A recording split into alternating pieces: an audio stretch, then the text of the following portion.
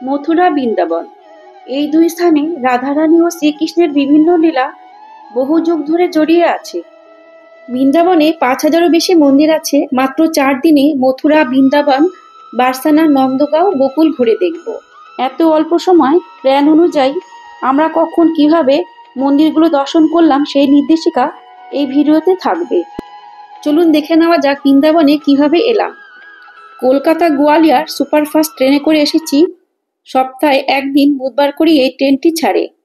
Kolkata station থেকে দুপুর ১টা ১০-এ ছাড়ে, পরের দিন সকাল ৯টা ১০-এ মথুরা জংশনে নামিয়ে দেয়। মথুরা জংশন স্টেশন থেকে প্রচুর অটো, বাস আছে বৃন্দাবনে যাওয়ার জন্য। স্টেশনের কাছে অটোগুলো বুক করার জন্য অনেক টাকা চাইছিল, তো আমরা এগিয়ে গিয়ে পার হেড অটো ৭০ টাকা করে গিয়েছিলাম। আমাদের হোটেল রামকৃষ্ণ হসপিটালের কাছে ছিল। আগের থেকে বুক করা দ্বারকাগঞ্জ হোটেলে চলে এলাম। পরিষ্কার পরিচ্ছন্ন, খুব ভালো ছিল।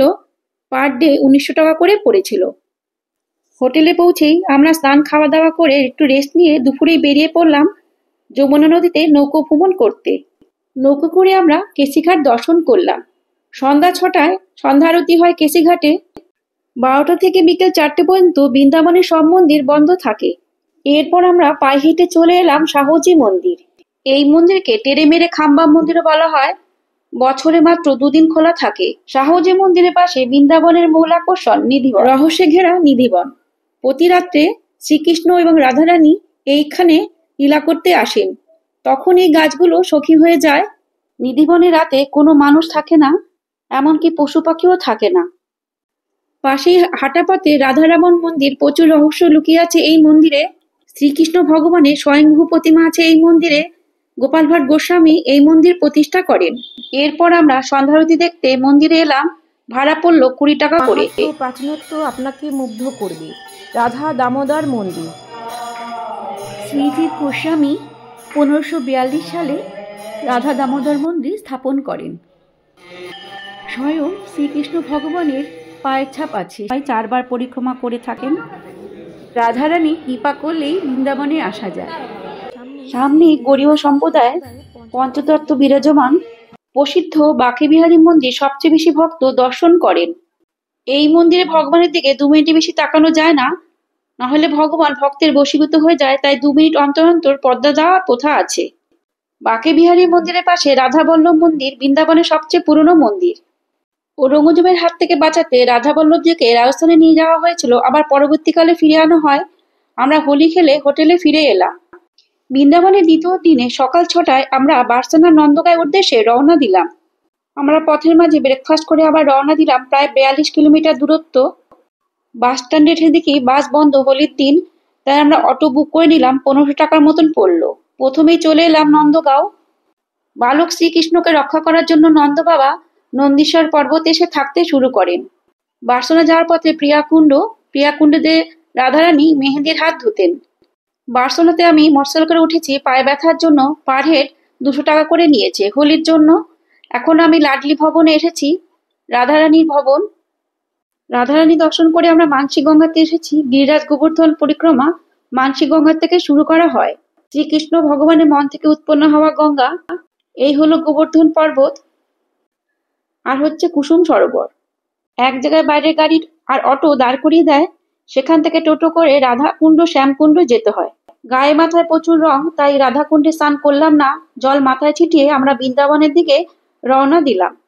আমাদের ফিরতে প্রায় বিকেল হয়ে গেছিল। স্নান, খাওয়া দাওয়া করে আমরা রেস্ট নিলাম আর সন্ধ্যাবেলা একটু হাঁটতে বেরিয়েছিলাম।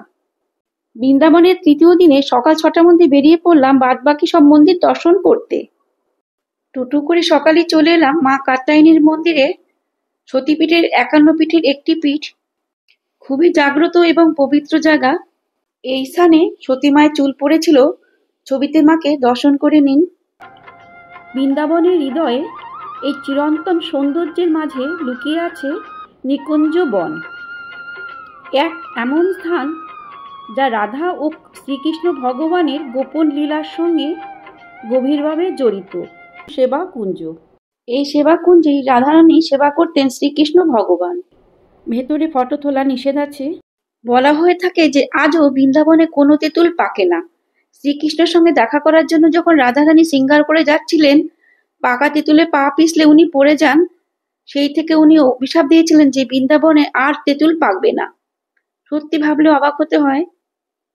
এই সেই ইমলিতলা, যেই স্থানে তেঁতুল গাছ ছিল সেই ইমলিতলাতে এখন আমরা এসেছি। সকালে জলখাবার খেয়ে আমরা অন্য মন্দিরে দর্শনের জন্য চললাম।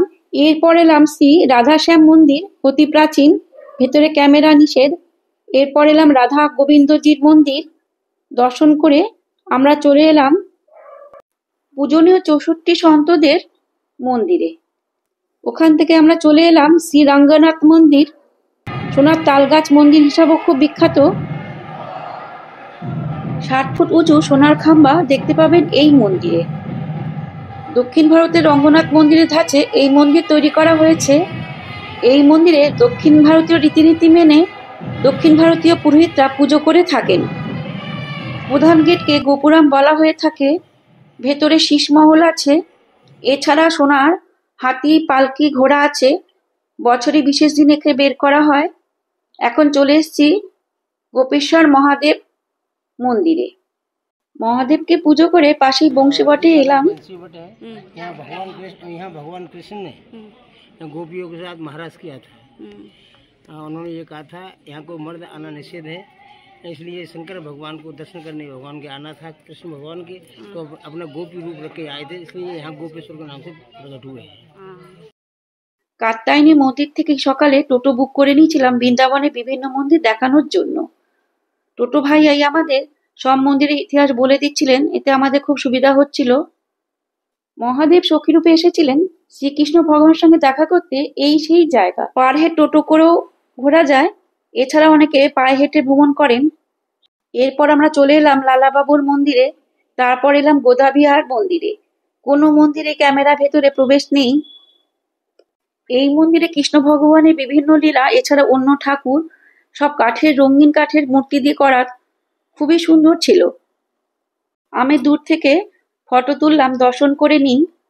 এখন চলে এসেছি জগন্নাথ রসুই। এখন 12টা বেজে গেছে, তাই বন্ধ। সব মন্দিরই 12টায় বন্ধ হয়ে যায়। এরপর গোদা হরিদেব মন্দিরে এলাম। আমরা এখন বাইরে থেকে দর্শন করব। রঙ্গনাথ মন্দিরে অনেক কিছু দেখার ছিল, সেখানে অনেকটা সময় গেছে। সকালে বেরোয়ও সব মন্দির দেখা সম্ভব হয় না। এখন মন্দির ফাঁকা, বন্ধ হয়ে গেছে। এই মন্দিরটিও দক্ষিণ ভারতীয় স্থাপত্যে তৈরি। আমরা চারিপাশটা ঘুরে দেখে নিলাম।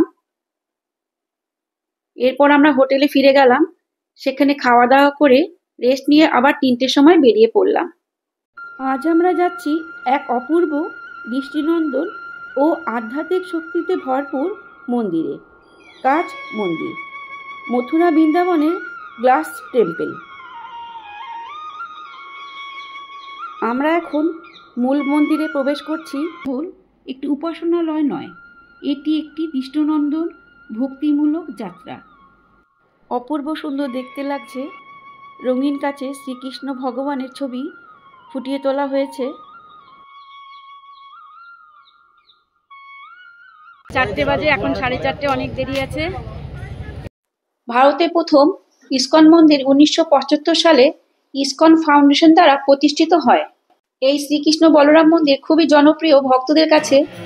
ইসকন মন্দির দেখে এখন লোটাস টেম্পলে এসেছি, যা প্রিয়কান্তজু মন্দির নামেও পরিচিত।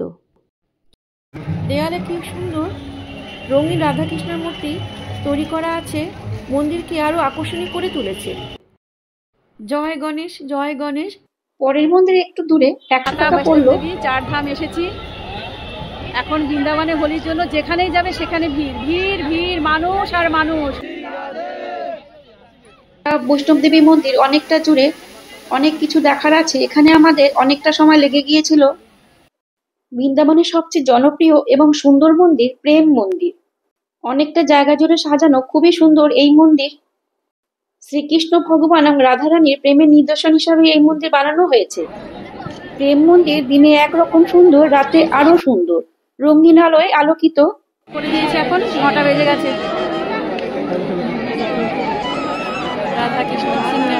জগৎগুরু কৃপালু দাস মহারাজ এই মন্দির প্রতিষ্ঠা করেন।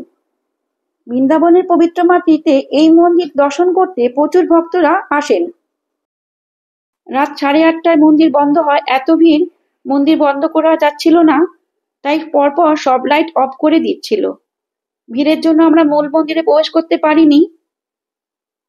শ্রীকৃষ্ণ বিভিন্ন লীলা বাগানে তৈরি করা আছে লাইটিং দিয়ে দেখবার মতন এই মন্দিরে। এখন আমরা আবার ফিরে যাচ্ছি। এতটাই ভিড় ছিল যে বেরোতে 9:30 হয়ে গিয়েছিল। অটো টোটো পেতে আমাদের অসুবিধা হয়েছিল, পরে অবশ্য পেয়ে গিয়েছিলাম। বৃন্দাবনের চতুর্থ দিনে পরের দিন সকাল 6টায় আমরা রওনা দিলাম মথুরার উদ্দেশ্যে। হোটেলে চেক আউট করে একবারে বেরিয়ে পড়েছি মথুরা দর্শন করে আজকেই চলে যাব আগ্রাতে। সকাল 7টার মধ্যে আমরা চলে এলাম মথুরার প্রসিদ্ধ দ্বারকাধীশ মন্দিরে। ভগবান শ্রীকৃষ্ণ এখানে পূজিত হন দ্বারকাধীশ রূপে। 1814 সালে শেঠ গোকুলদাস পারিখের উদ্যোগে এই মন্দিরটি তৈরি হয়েছিল। রাজস্থানী ও মুঘল স্থাপত্যশৈলীর মিশ্রণে এই মন্দিরটি সত্যি মনমুগ্ধকর। এই মন্দির ও দ্বারকাধীশকে কিছুক্ষণ পর পর পর্দা দিয়ে দেওয়া হয় আর 12টার মধ্যে বন্ধ হয়ে যায়, আবার বিকেল 4টায় খোলা হয়। আজকেও আমরা অটো বুক করে নিয়েছিলাম, পুরো মথুরা ঘুরে আমাদের আগ্রা ছেড়ে দেবে। এখন আমরা কংসের কেল্লাতে এসেছি। ওপর থেকে সুন্দর ভিউ। 5000 বছরের পুরনো এই কেল্লা, ওপর থেকে এই ভিউ দেখা যাচ্ছে। অত্যাচারী রাজা কংসকে শ্রীকৃষ্ণ বধ করেছিলেন, আমরা সকলেই সেটা জানি। এখন আমি চলে এসেছি কংসের কারাগারে, যেখানে দেবকী মাতা শ্রীকৃষ্ণ ভগবানকে জন্ম দিয়েছিলেন।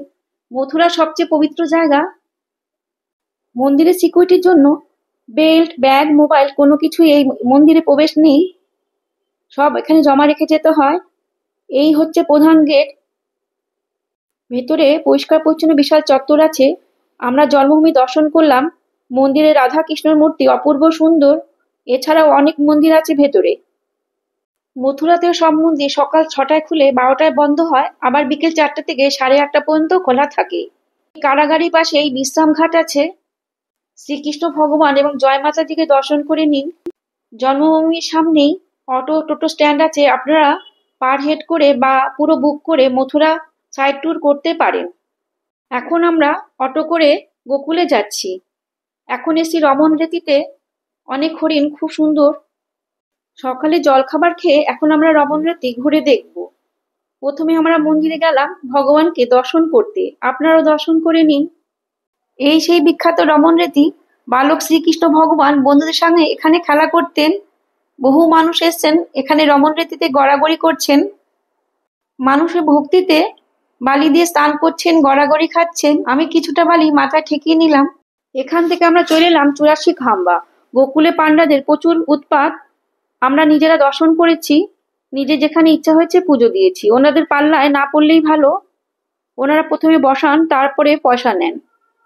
84 খাম্বাতে শিব মন্দির আর পরিবার নিয়ে নন্দ বাবা রয়েছে। এখান থেকে আমরা উখল বন্ধন দেখতে এসেছি। এখানে সেই উখল আছে দাপরের যুগ থেকে, যেখানে যশোদা মা উখলে বেঁধে রেখেছিলেন বালক শ্রীকৃষ্ণকে। ভারী উখল নিয়ে দুটি গাছের মাঝখান দিয়ে শ্রীকৃষ্ণ গিয়েছিলেন। গাছ দুটি কুবেরের দুটো অভিশপ্ত পুত্র ছিল। কৃষ্ণের স্পর্শে ওনারা মুক্তি পান। এই সেই উখল বন্ধন দেখে এখন আমরা চলে এসেছি চিন্তাহরণ শিব মন্দির। চিন্তাহরণ শিব মন্দির জল ঢেলে চলে এলাম ব্রহ্মাণ্ড ঘাট, যেই ঘাটে বালক শ্রীকৃষ্ণ মাটি মুখে দিয়েছিলেন। যশোমা দেখতে চাইলে হাঁ করে উনি ব্রহ্মাণ্ড দেখিয়েছিলেন। যশোদা মা অজ্ঞান হয়ে গিয়েছিলেন, তখন শিব ঠাকুর ওনাকে চিন্তা করতে বারণ করেন, চিন্তাহরণ করে নিয়েছিলেন। মথুরা বৃন্দাবন আমি যেইভাবে ঘুরেছি সেইভাবে তুলে ধরার চেষ্টা করেছি। যদি ভালো লাগে অবশ্যই লাইক ও সাবস্ক্রাইব করবেন। এখান থেকে আমরা আগ্রা যাচ্ছি। পরের ভিডিওতে দেখা হবে, ততক্ষণে হরে কৃষ্ণ।